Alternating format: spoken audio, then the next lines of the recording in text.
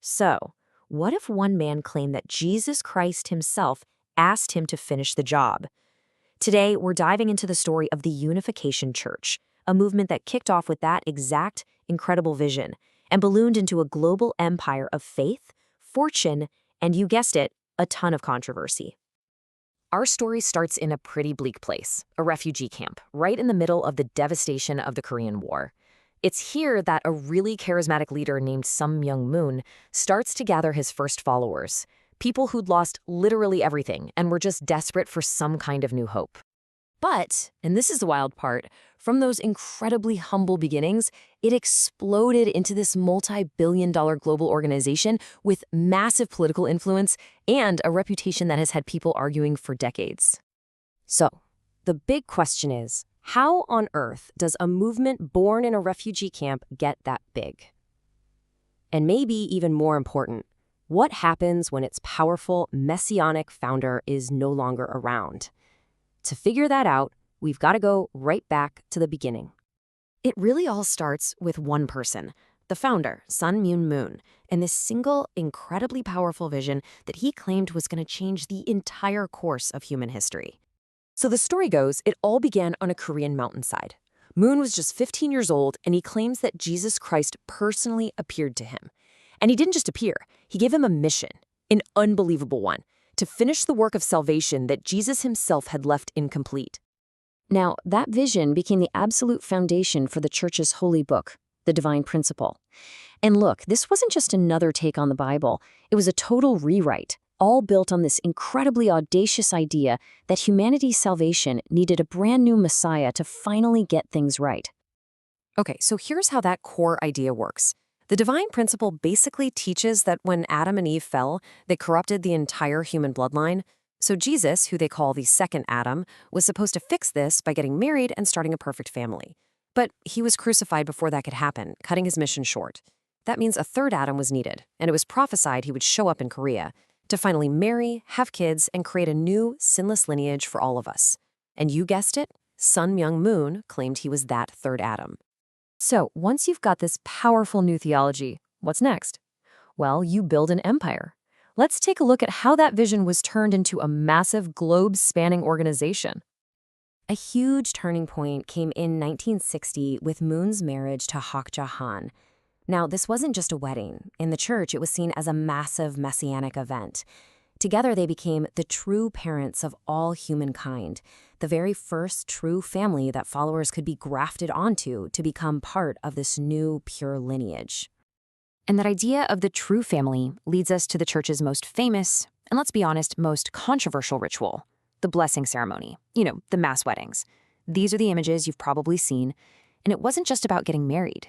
The belief was that by having Moon personally match thousands of couples, often from totally different races and countries, they were literally erasing the original sin and building one unified human family under the true parents. And wow, did this message take off. By the 1970s, the movement just exploded out of Korea. They sent missionaries all over the world, setting up shop in over 120 countries, with these huge key hubs forming in Japan and right here in the United States. But a global mission needs a global budget, right? Sun Myung-moon was nothing if not practical. He knew that all this spiritual work needed a serious financial engine. So, back in 1963, he founded the Tongil Group, a business empire designed specifically to bankroll the church's expansion.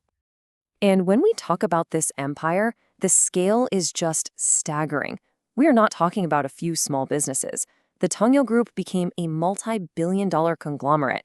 It had its hands in everything from ginseng and pharmaceuticals to heavy industry, media, and even the Yongpyeong ski resort. The one that hosted events for the 2018 Winter Olympics? Yeah, that one. But as the church's money and its global reach grew, so did the controversy. You can't expand that fast with those kinds of unconventional practices without getting some intense public scrutiny and some pretty serious accusations that would really define their public image for decades.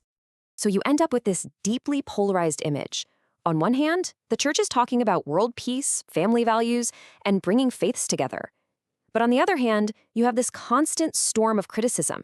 accusations of cult-like brainwashing, of financially exploiting members, and of systematically cutting off new converts from their families. Now, to try and protect the church from all this heat, Moon built some very powerful alliances. His intense anti-communism made him a perfect ally for South Korea's military dictatorships during the Cold War, which gave him a lot of political cover at home. And this ideology wasn't just for politics, it was part of his mission, which is what led him to found conservative media outlets like the Washington Times in the US, so he could fight communism on the world stage. Any movement that's built entirely around the divine authority of one single person faces this one huge existential question. What happens when he's gone? As Sun Myung Moon got older, the church started bracing for its biggest crisis yet. At first, the plan for what would happen next seemed pretty clear. In 2008, Moon named his youngest son, Hung Jin, as his spiritual heir. But when Sun Myung Moon died in 2012, everything just fell apart. His wife, Hak Ja-han, moved fast to consolidate power for herself, pushing her own son out of the picture. So what does Hung Jin do? He breaks away, calls his own mother a heretic, and starts his own rival church. It was a schism that just shattered the movement from the inside out. And that schism? It wasn't just some minor disagreement. It completely fractured the unification movement into multiple competing factions, each led by a different member of the Moon family, and each one claiming to be the one true heir to the legacy. So today, the movement is basically split into three main camps. First, you've got the mainstream church, which is led by the mother, Hak Ja-han. Then you have the son, who was supposed to be the heir, Hyung Jin Moon, who now runs the gun-centric Rod of Iron Ministries and says his mother is an apostate. And then there's another son, Hyun Jin Moon, who leads the Global Peace Foundation, and he's more focused on his father's peace work instead of direct religious leadership.